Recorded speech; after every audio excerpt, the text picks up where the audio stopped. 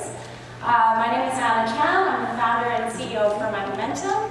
I'm not sure if anyone else has had a lot of coffee this morning, but I have, and I'm ready to go. So if we're not doing a stretch, I don't know, we could do something else. At any time, if anyone wants to stand up, just let me know as well.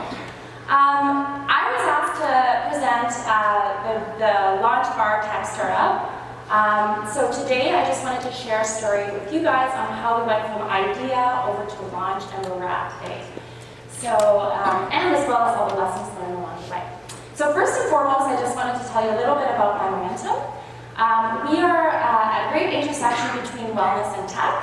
So we are an app that launched earlier this year in February that is a multi-sided platform. We bring all things healthy to your fingertips. For people or users, we are a free app to use. For businesses, we actually support local startups in the Vancouver area that are anything in wellness. So from studios, cafes, to coaching, training, drinks, snacks, you name it. So a little bit more about the app. We are available on iOS and Android. But for users, we give you a bite-sized challenge that you can do in your daily life. It's very incremental. You can do it on an honor system and earn points. So once you complete those, or earn those points, complete those challenges, you can use the points to redeem amazing rewards from the local wellness startups on our platform. So that would be like studios, cafes, drinks, and snacks.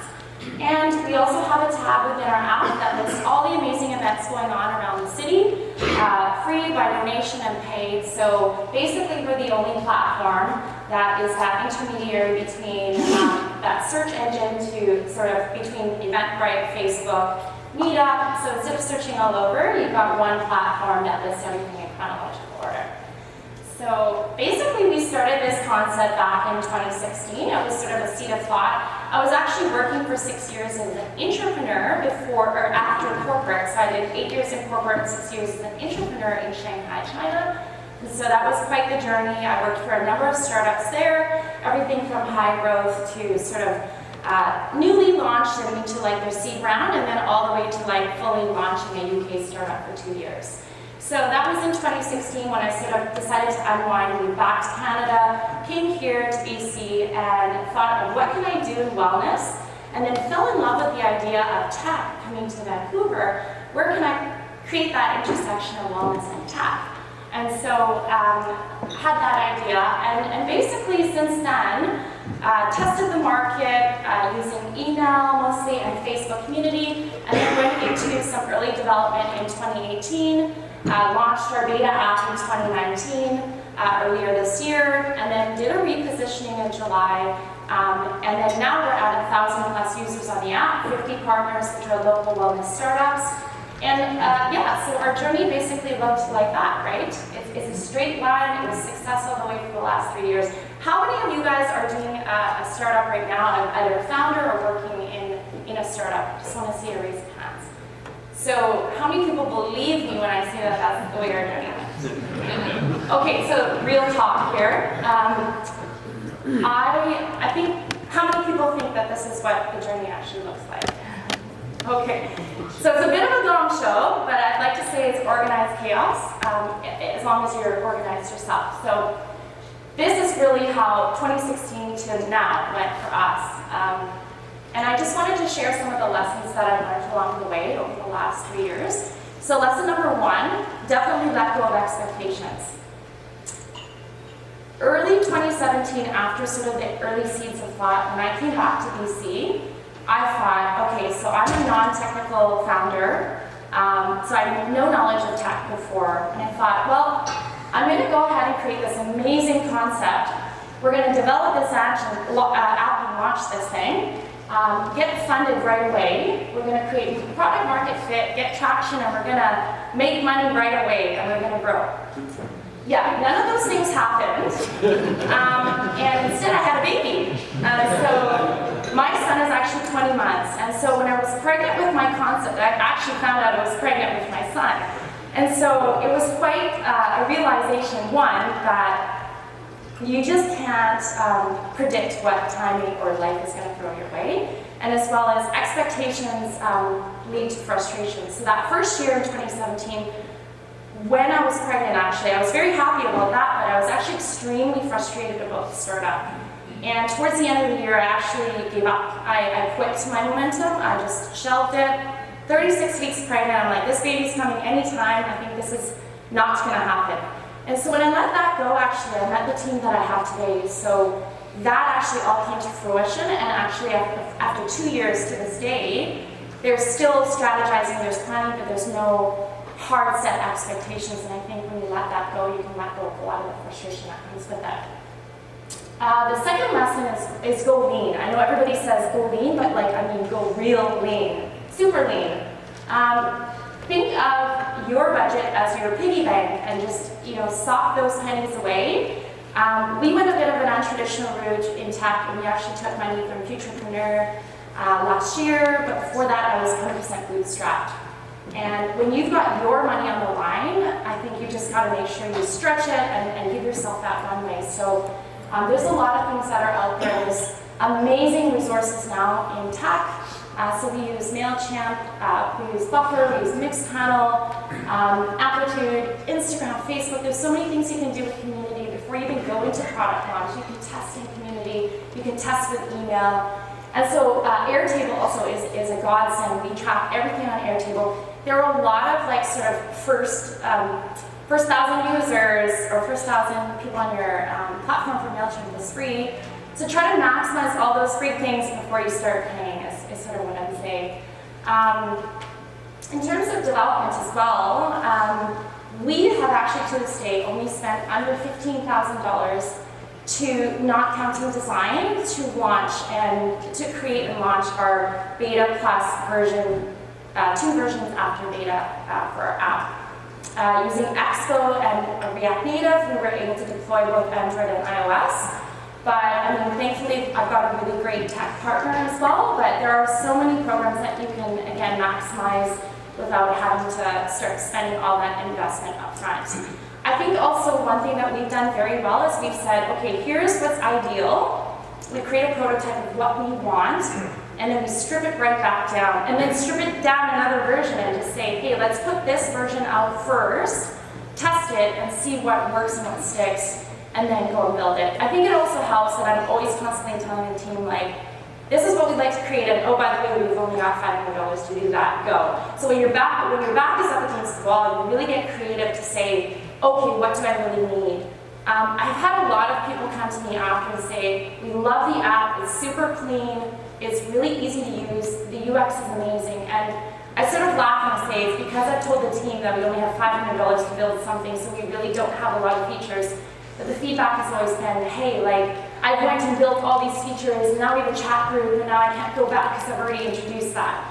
So there is something to be said about just going super lean. Again, with this sort of version, we wanted a map, we wanted to be able to tap and scan QR codes, and then we stripped that all back, and we just said, hey, let's just start with this. And we've never even gone to developing this because we haven't validated that's what people really want. Okay, so lesson 3, get scrappy. Everybody says to hustle. I think there's some merit in that. I think hustling smart is definitely the way to go. There's only so many hours in a day, and you don't want to burn out.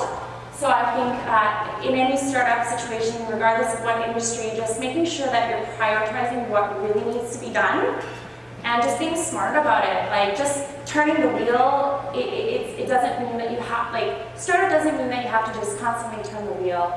You do need to move the needle to have some progress, but choosing what you decide to focus your energy on is super important. This is my partner Celine and I. We actually have quite a unique story in the way we got our first 1,000 users, and it's back to that hustling, it's back to getting scrappy. We didn't automate right away. We didn't go out and do Instagram ads, we didn't do Google AdWords right away. We went out and had real conversations one-to-one. We made ourselves visible day after day after day and asked people to download the app.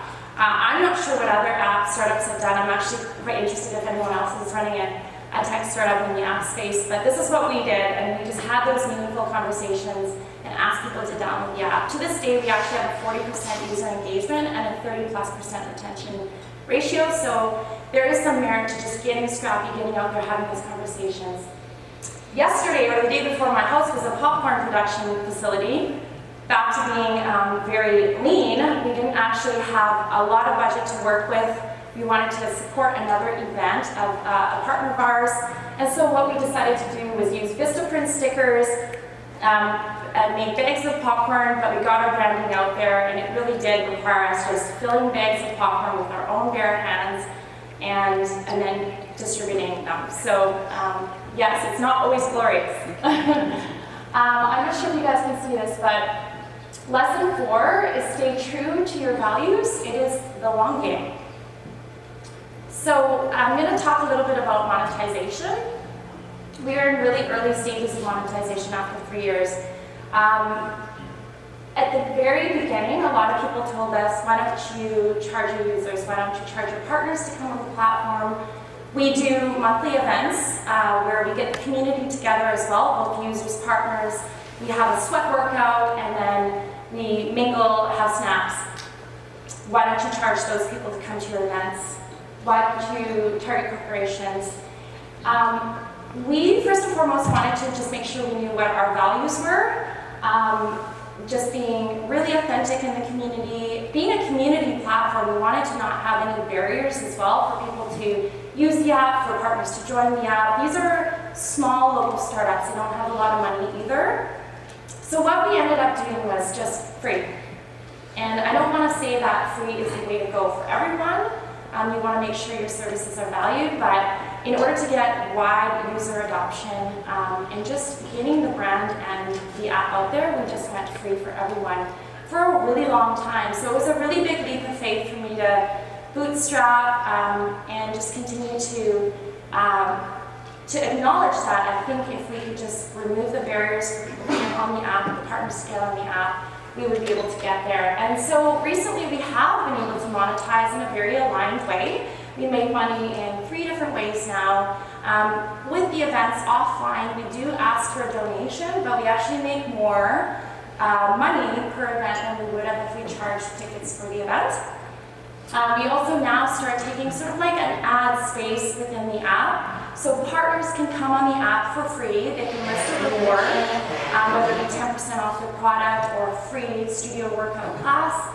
But if they want to list news like a new product line or a new product launch or a new studio location opening or a new type of class, they do need to pay for that ad space in the app. And then also we have like a referral fee. So back to like where we list the events in the app, all things going on around the city, whether it be free by donation. But if it's a paid event, Eventbrite actually generates a referral or an affiliate link, and we just link that and take a percentage of the referral fee. And so we actually just piggyback off Eventbrite for doing that instead of building our own sort of event platform. Okay, so lesson 5 is growth is very unique. So it took us 3 years, from the end of 2016, literally almost to this day, to get from ideation to implementation, validation, and early stage of monetization. I think every startup is so different. You could be in an ideation phase for 5 years. But personally, I found that stage really hard, so I'm really glad that it didn't take us 5 years. But a lot of startups can go from ideation to product launch in 4 months, and you look at them and you're like, whoa, that's amazing, and then they get traction right away.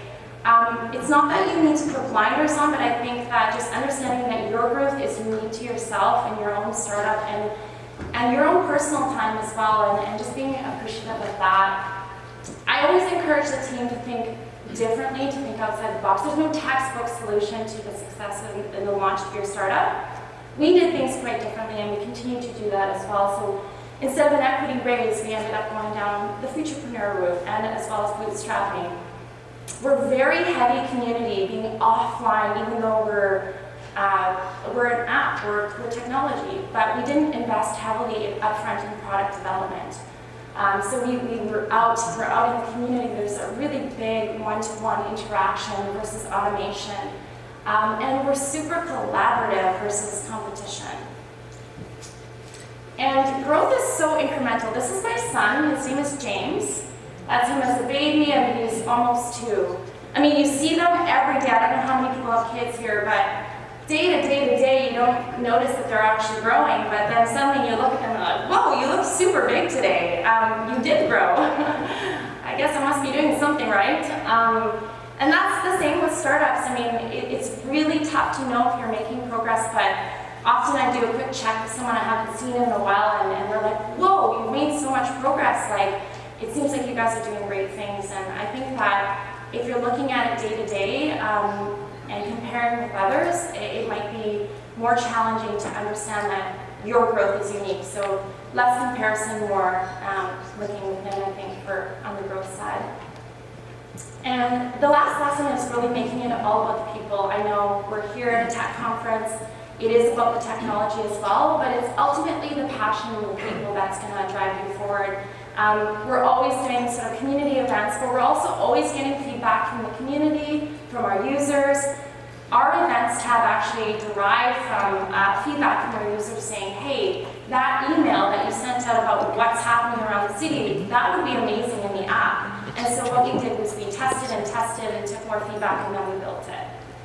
And within as well, this is Celine and Raph, my tech partner. I'm always encouraging us to think differently. I want to set our team up for success. We're very entrepreneurial, everybody within the team. I hope they go on to do their own amazing entrepreneurial endeavors. But within internally as well, we're just trying to make sure we leverage everyone's passion and continue to drive their purpose. I'm not trying to recommend this book or anything, but this is one of my favorites. If anyone hasn't heard of Clifton StrengthsFinders, and you are thinking about doing your own entrepreneurial venture, or you're currently in it, I definitely recommend this one because really honing in on what you're great at. Like I often, when I'm with my team, I'm like, I don't know what I'm good at, but I know what they're great at, and I want to just hone in on what they're great at. And just make sure that we're setting everybody up for success and doing different things within our strengths to create a great cohesive team. And so I just wanted to leave you with one last quote. It's really the journey, not the destination, because we don't know how long that journey is going to be, whether you want to take your startup venture just from idea to launch, or idea all the way to exit, or beyond. That could be a really long journey, so why not have fun along the way? Maybe do a stretch as well, or get up and exercise, I'm not sure.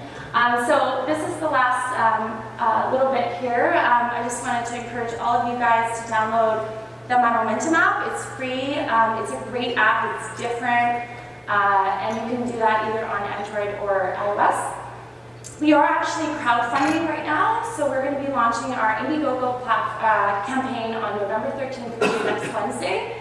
So if anyone is interested in knowing more info, just please ask me afterwards. But yeah, basically that's going to be live next Wednesday, and that's a non-equity crowdfunding where we're going to give out perks for donations. So yeah, hopefully you can check that out. And I think